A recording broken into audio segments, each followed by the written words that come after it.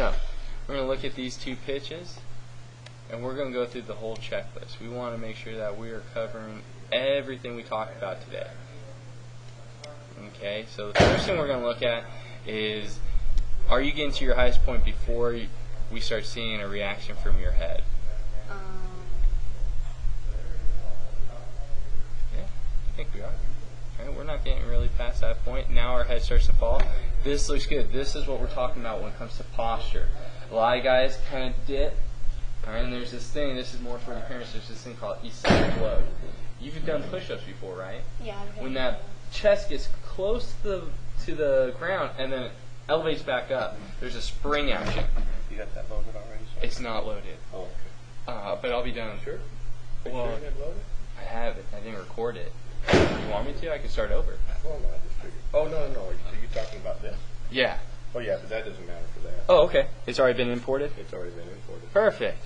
No, so now you'll hear all this too. Now you know a little bit about our computer system. So just remember, eccentric load is that spring action, right? Dad used to play a real cruel trick when you were younger. He used to put his hand up and you have to jump up and hit his hand. Yeah, and we always got lower before we got higher. It happens when we want it to, and it happens when we don't want it to. All right, that's when we start to elevate, is because we kind of crunch down. Well, now as my leg kick goes down, where's my head go? Back up, right? And we see an even greater response.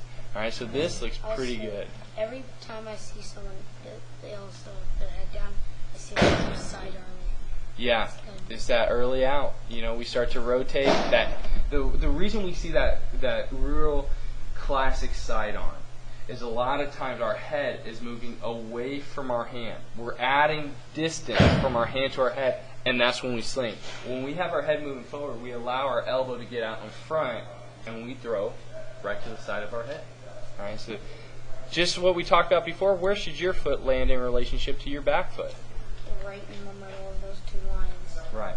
Now, this is where we're at when we're young. We're going to talk about everything, though. I'm going to see you next week. We're going to be even finer than we are this week. We're always building towards something. Okay? So for you, something to keep in mind is that, yeah, if you're in between your toe to heel, we're doing great. Next week, we're going to talk about knee alignment. If our knees are in line, we know our hips are in line. If our hips are in line, we know our shoulders are in line. If our shoulders are in line, we know our head is stacked. Probably doesn't mean too much to you right now, but we'll start building upon this. All right, so for us to get knee alignment, we need our foot to land anywhere between the knuckle of our big toe and the back of our arch. Now, is that a very big window? Yeah. It's just a little bit wider than the width of your foot. And you were doing a great job out there.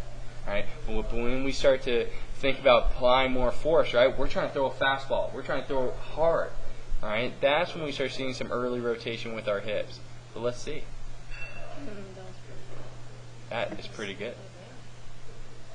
What do you think? It was just right on that. We're right on it, right? And so you can see how close our knees are in line. Now again, our knees are subject to other factors. Location of our front foot and also weight.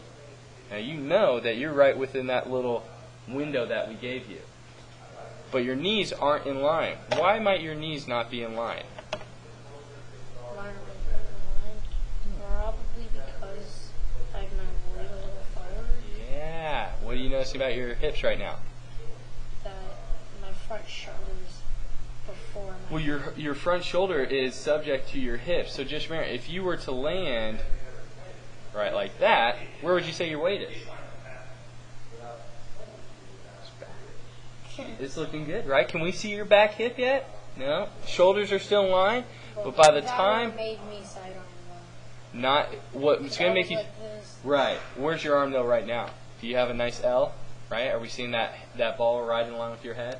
So you got to your two L's. That was more just for hip alignment. So when we start seeing action off of our front hip, right, it starts to rotate open and out, or we start seeing action off of our front shoulder, rotating up and out, that's a sign that our weight's a little bit forward. The closer our chin gets to our front foot, our shoulders start to turn. And if that head is getting close to our foot, by the time it lands, then that's when we really have significant weight forward. We want to get that foot down, and as we rotate, our chin's getting closer to our foot, not right as we land, right? Because my head can't travel any further forward. We're going to add that shoulder turn to get our back arm. a lot of advanced ideas, right? And if I'm talking too quick, you gotta let me know. No, But I can hear everything. It's just hard to put in my head. right, what's a lot of information? Pitching is a balance of what we call rotational force and linear force. All that means is your back side is going to rotate forward. Your back arm is going to rotate and come forward. If we just allowed our body to do that, we just kind of spin in circles, right? So the other side is that linear, that straight line. That's how we're able to gain ground even as our back side is turning. It's because our front side is guiding us that way. And when it doesn't, and this side goes backwards, that's when we start to spin. And even after we throw, we kind of show our back to our catcher. Right? We want to make sure that we rotate our hips, but we really shouldn't see that head rotate out significantly. So if it does, then you're going to throw. It probably meant that it was in a worse situation when you landed, right? Because we're not just going to throw and just spin. We're going to, after that ball comes out of our hand, that's our body's time to decelerate. Kind of like when that car sees that red light, we start to hit that brake, and it just starts to decelerate naturally. Okay, so this is looking pretty good right here. A little bit forward with our weight. Elbows trying to turn the corner. Shoulders are squared up. Now this is kind of where we want your shoulders to be. At this point, we want to see it even at release point squared up. Think of your shoulders kind of like the handlebars on your bike. The handlebars on your bike aren't going straight. Can the bike go straight? No. It has to turn. It's got to turn. So if we have one shoulder back and the other one forward, It has to turn. our ball wants to turn. It also means your body has to turn also. So elbow is, we just don't give it a lot of time right now. See, it's just starting to get around the corner. It's now even, but now hand slings out. And what do you notice with your head? My head moved. Yeah. Bam. In one frame. Head moving away from your hand right as we're rotating is going to produce a little bit more of that lateral action with your arm. All right. Again, what do we think about your glove though? It was like more like this. It's in a good spot. Your elbow's in a good spot, but when your head turns out to get your arm through, Started to move it. just a little bit to your side. We're doing a lot of good things right. This is the time, especially because you're off season, where we can start making significant improvements. This doesn't look too bad. We just got to get that elbow out in front. You know, and we draw a line. Now there's a magic number, right? We always want to be as close to 90 as possible. That's nose to belly button. It's close to 90. 90 is not really realistic though, because when we're trying to apply force and trying to throw that ball really, really hard, and we're rotating our shoulders, we see that head kind of move away from our belly button.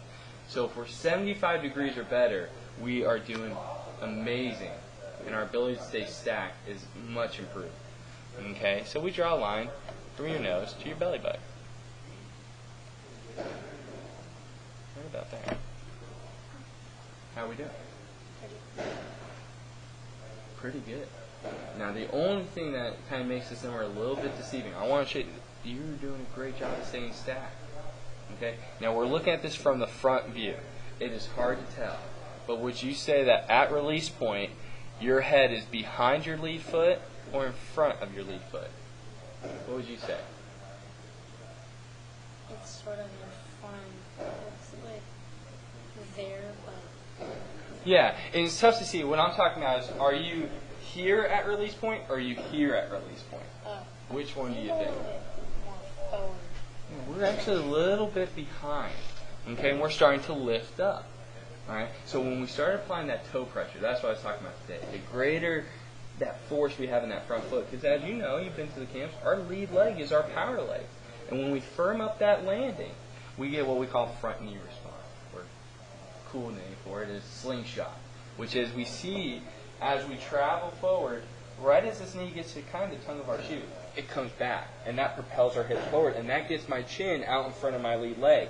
Right now, we're just not seeing too much of that kind of scapula and or that front knee response, and so we've already firmed up our leg even before we've thrown. Right? Not a bad thing. This is just the time where we start building upon it. Because how's your stride location? This is great. How's your stride direction? Great. How's your glove side? Great. All right, now it's just improving upon those three things to get a greater response. All right, so that we're not missing kind of side to side a lot or up and down, but we're hitting that mat, and now it's popping a little bit harder. But we're not trying to throw it harder. We've just reduced stress, but gained velocity. Now, see how we kind of go off to the side? We still don't have that chin in front of our foot. We just have a little bit too much turn. Now as you come forward, now you're getting closer to that foot. All right, next time we're going to do the side view. All right, let's see that next one.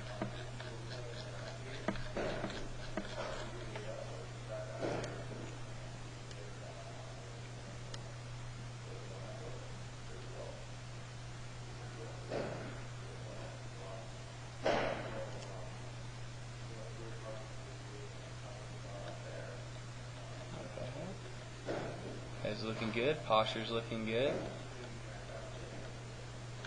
This is the one we kind of want to look at. Yeah, I know. I really didn't have the L in front. You know what?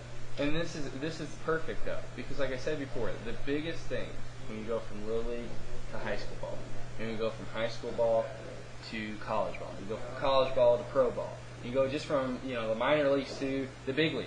At every level, the determining factor is just consistency. When I was playing with the Marlins organization, I ran into Cody Ross when he was rehabbing. I was playing with him in high A, and he goes, the reason guys hate to rehab is just because guys in the minor leagues have lighter arms. They throw harder, but it's hard when you get to the big leagues and you go up there with a game plan. They go up there looking for a single pitch, and you'll notice that they'll take a fastball right down the middle. Well, they got fooled. They're looking for a different pitch. But guys in the minor leagues, they're throwing 40-foot curveballs. They're bouncing on the ground, right? They're not even getting it all the way to the plate. Consistency, being able to locate your pitch is a little bit less in the minors than you see in the big leagues, right? So at every stage, your ability to repeat your mechanics is really going to kind of determine your success level at every level. As you get bigger, you throw harder. Just because your muscles get more developed, we apply more force behind our pitch. On video, if we saw 2 perfect pitches in a row, we're like, well, you did great. We really have nothing to talk about. You have no homework. But the chances are, in a game, how many times do you throw 2 perfect pitches? Not much. Not much. At any level. Because no one really isn't the best pitcher. Right. So we can always learn a lot more from a missed pitch than we can do by that one rare one where we nailed it all right. Right? That's why we do video. That's why we don't just do one pitch. We take 2. Sometimes we take 3. Sometimes we watch your fastball and then your changeup. We want to go over everything. One more minute. One. Is he making sense? He's got a few big words in there. Yeah. It's just my way of trying to sound intelligent. So what are we noticing with your stride location on this one?